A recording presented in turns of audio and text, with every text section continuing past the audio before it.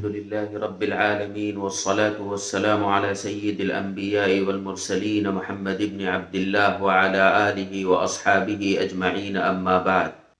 محمد بن قاسم کے ابتدائی حالات بیان کیے جا چکے ہیں۔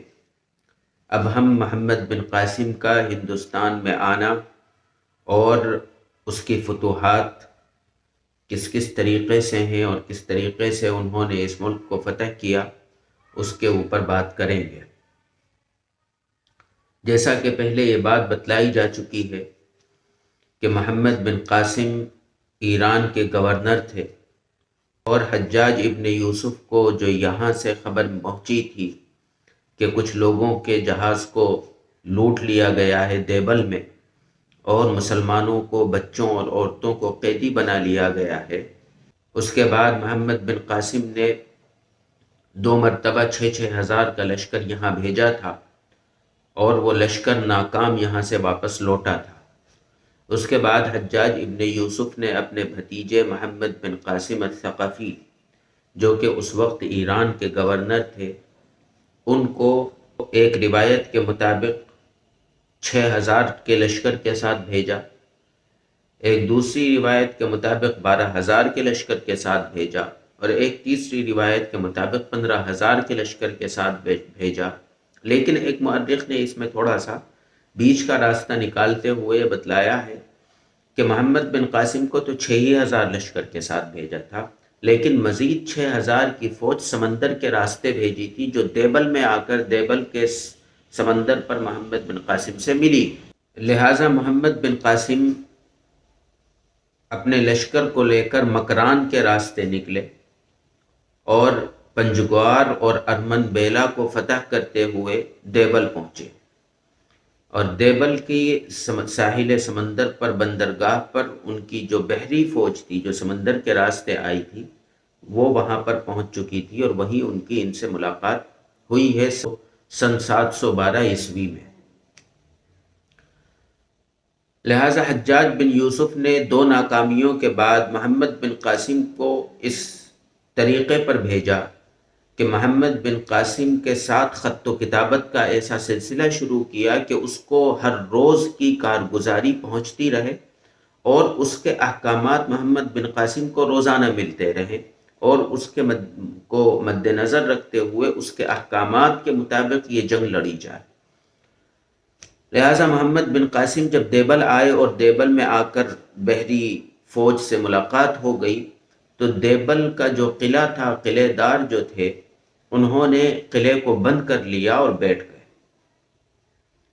لہٰذا کئی مہینے تک محمد بن قاسم اس کا محاصرہ اور اس کا گھیرا کیے بیٹھے رہے، لیکن اس کی فتح نہیں ہو پا رہی تھی۔ تو حجاج ابن یوسف کے حکم پر منجنیق کہتے ہیں، آج کل تو توپ اور ٹینک ہوتی ہیں، اس ٹائم پر ایک مشین ہوا کرتی تھی کافی بڑی، جس سے پتھر پھینکے جایا کرتے تھے بڑے بڑے، اور وہ پتھر دیواریں توڑنے میں اور فوج کو راستہ صاف کرنے کے اندر کام کیا کرتے تھے، اسے منجنیق کہا جاتا ہے۔ لہٰذا محمد بن قاسم نے حجاج بن یوسف کے حکم پر کئی مہینے جب ہو گئے تو ایک خاص جگہ، ایک خاص زاویے پر اس کے حکم کے مطابق منجنیق کو نصب کیا اور سنگ باری پتھر پھینکنے شروع کیے۔ اسی درمیان محمد بن قاسم کو یہ اطلاع ملی کہ شہر کے درمیان میں ایک گنبد ہے، جب تک یہ گنبد نہیں ٹوٹے گا اس وقت تک یہ شہر والے ہمت نہیں ہاریں گے اور اس وقت تک ہتھیار نہیں ڈالیں گے۔ تو محمد بن قاسم نے پھر اس کے اوپر سنگ باری، اس گنبد کے اوپر پتھر پھینکنے شروع کیے، اور آخر کار وہ گنبد ٹوٹ کر گر پڑا۔ اس کے سلسلے میں مختلف روایات ہیں کہ وہ کسی محل کا گنبد تھا، لیکن اکثر مورخین کی رائے یہ ہے کہ یہ گنبد کوئی ان کا عبادت خانہ تھا، اس کا گنبد تھا۔ لہٰذا محمد بن قاسم کے سلسلے میں جو آج ہندوستان کے اندر غیر مسلمین جو ان کو برا کہتے ہیں اور یہ کہتے ہیں کہ انہوں نے مندر کو توڑا ہے، تو ہو سکتا ہے کہ وہ مندر ہی رہا ہو، لیکن وہ جو مندر کو توڑنا، وہ مندر توڑنے کی غرض سے نہیں تھا، اس کا مقصد مندر توڑنا نہیں تھا، بلکہ وہ اس شہر کو فتح کرنے کی گویا کہ چابی تھی، لہٰذا اس کو انہوں نے حاصل کیا۔ ان کا ارادہ کوئی عبادت خانے کو توڑنا نہیں تھا، بلکہ جو خبریں ان کو ملی تھی اس کے اعتبار سے یہ بات سامنے آئی تھی کہ جب تک یہ گنبد اپنی جگہ کھڑا ہوا ہے اس وقت تک یہ شہر فتح نہیں ہو سکتا، لہٰذا انہوں نے اس شہر کو فتح کرنے کے لیے اس گنبد کو توڑا تھا، اور اس گنبد کو توڑنے کے بعد زبردست جنگ ہوئی اور آخرکار یہ شہر فتح ہو گیا، دیوبند۔ اس شہر کو فتح کرنے کے بعد محمد بن قاسم نے وہاں پر ایک مسجد تعمیر کرائی، اور یہ کوئی ایسی عجیب بات نہیں ہے، دنیا کے کسی بھی مذہب کے لوگ دنیا کے کسی بھی علاقے پر جب فتح حاصل کرتے ہیں تو وہ اپنی عبادت کی جگہ اور اپنا عبادت خانہ وہاں تعمیر کرتے ہیں، اور مسلمانوں کا عبادت خانہ مسجد ہوا کرتا ہے، وہاں کوئی مسجد نہیں تھی تو محمد بن قاسم نے مسجد تعمیر کرائی۔ اور اسی طریقے سے محمد بن قاسم نے دوسرا کام یہ کیا کہ اس جنگ کے اندر غیروں کی طرف سے، یعنی وہ جو اہل شہر کی طرف سے، شہر والوں کی طرف سے جو فوج تھی، ان فوج کے لوگوں کو سب کو اس نے قتل کر دیا، جو جنگ کے اندر ان کے سامنے مقابلے پر کھڑے ہوئے تھے ان سب کو قتل کیا۔ اس کی دو وجوہات تھی، ایک وجہ تو یہ تھی کہ پہلی جنگ تھی سندھ کے اندر، لہٰذا اپنا رعب بٹھانا مقصود تھا کہ سامنے والوں کے اوپر ہمارا رعب بیٹھ جائے۔ دوسری بات یہ تھی کہ اس کو آج کے دور میں بھی اگر دیکھیں تو یہ کوئی عجیب بات نہیں ہے، آپ یہ نہیں کہہ سکتے کہ اس نے ظلم کیا، اس لیے کہ آج بھی یہی ہوتا ہے کہ جو کوئی مقابلے پر آتا ہے ان سب کو باغی سمجھا جاتا ہے اور ان کے ساتھ بعد میں قتل والا معاملہ کیا جاتا ہے، ان سب کو قتل کر دیا جاتا ہے۔ لہٰذا اگر محمد بن قاسم نے یہ کام کیا تو کوئی یہ ظلم کی بات نہیں ہے، بلکہ اپنے سامنے لڑنے والوں کو اس نے قتل کیا ہے، اور یہ تو حق بنتا ہے فتح کرنے والے کا کہ وہ اپنے سامنے لڑنے والوں کو قتل کرنا چاہے قتل کر دے، معاف کرنا چاہے معاف کر دے۔ لہٰذا جب یہ شہر فتح ہو گیا تو محمد بن قاسم نے پھر آگے پیش قدمی کی۔ دیوبند کے بعد محمد بن قاسم نیرون ایک شہر تھا اس کی طرف چلے۔ نیرون جو تھی وہ بستی بدھسٹ کی تھی، بدھسٹ لوگ وہاں رہا کرتے تھے۔ دیکھیے اس زمانے میں محمد بن قاسم جب یہاں آئے تو یہاں سندھ کے علاقے میں حکومت تھی راجہ داہر کی، اور راجہ داہر جو تھا وہ ہندو تھا، وہ بدھسٹ نہیں تھا، اور اس کے باپ نے، راجہ داہر کے باپ نے بدھسٹ کے اوپر کافی ظلم کیا تھا، اور اس نے کچھ قوانین بنائے تھے بدھسٹ کے لیے، بلکہ یہ کہہ لیجئے کہ غیر ہندو کے لیے، جو آدمی ہندو نہیں ہوگا اس کے لیے اس کے باپ نے چند قانون بنائے تھے کہ وہ سر پر ٹوپی نہیں اوڑھ سکتا، وہ چپل نہیں پہن سکتا، وہ سواری کے اوپر، گھوڑے کے اوپر سوار نہیں ہو سکتا، اسی طریقے سے وہ کسی چارپائی پر یا تخت پر نہیں بیٹھ سکتا، زمین پر بیٹھے گا۔ لہٰذا بدھسٹ اور اس ٹائم پر ہندوؤں کے علاوہ سندھ کے اندر مسلمان تو تھا ہی نہیں، بدھسٹ بہت زیادہ رہا کرتے تھے، تو بدھسٹ کے اوپر بڑا ظلم ہوا، اور راجہ داہر جب خود راجہ بنا تو اس نے ان قانونوں کو باقی رکھا تھا، لہٰذا بدھسٹ جو تھے وہ بڑے ظلم کا شکار تھے، اور اس کی حکومت راجہ داہر کی ظالمانہ حکومت تھی جو کمزوروں کو دبایا کرتی تھی اور کمزوروں کے اوپر ظلم کرتی تھی۔ لہٰذا محمد بن قاسم جب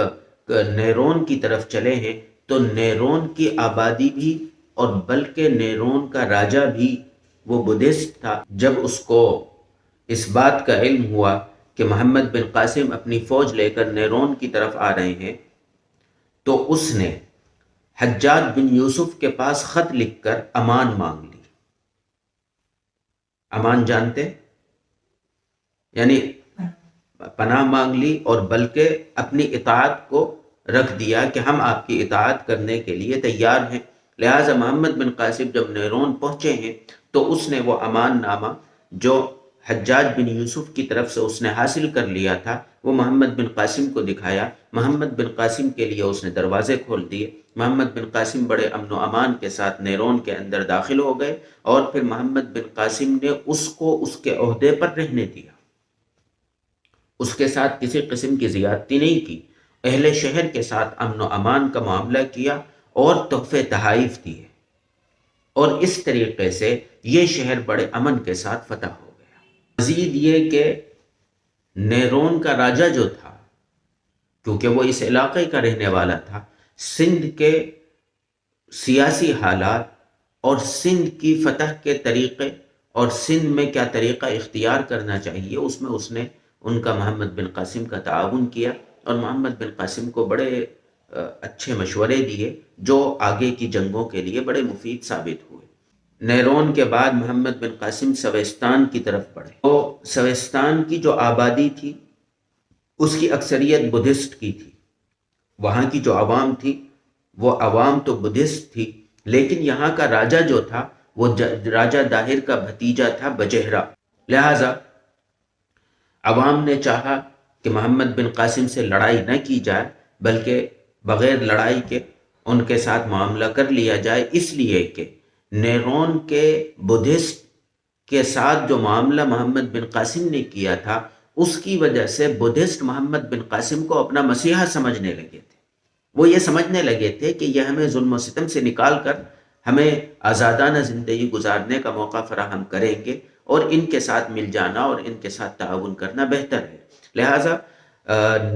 سوستان کی عوام نے محمد بن قاسم کے ساتھ جنگ کرنے کا ارادہ نہیں کیا، لیکن راجہ بجہرا جو تھا وہ اس بات پر تیار نہیں ہوا اور اس نے جنگ کا ارادہ کیا، اور باقاعدہ محمد بن قاسم جب یہاں آئے ہیں تو جنگ ہوئی ہے، لیکن بہت جلد محمد بن قاسم نے اس کی پوری فوج کو اور اس کو قتل کر دیا، بجہرا مارا گیا اور یہ شہر بھی فتح ہو گیا۔ اس کے بعد محمد بن قاسم نے اس شہر کے اندر عوام کو کے ساتھ کوئی زیادتی نہیں کی، بلکہ عوام کو ہر قسم کی آزادی دی، اور جو پرانے قوانین تھے ان کو ختم کر دیا اور آزادانہ زندگی گزارنے کا موقع فراہم کیا۔ اس کے بعد محمد بن قاسم سیسم کی طرف بڑھے ہیں، وہ کیسے، وہ سیسم ایک شہر تھا اس کی طرف انہوں نے پیش قدمی کی ہے، اور پھر سیسم کیسے فتح ہوا، اور پھر راجہ داہر کا پایہ تخت، راجہ داہر کی جو راجدھانی تھی وہ کیسے فتح ہوا، ان تمام چیزوں کے اوپر انشاءاللہ اگلی ویڈیو میں بات کریں گے۔ اللہ تبارک و تعالی ہم تمام کو اپنے بڑوں کے نقش قدم پر چلنے کی توفیق عطا فرمائے۔ وآخر دعوانا الحمد للہ رب العالمین۔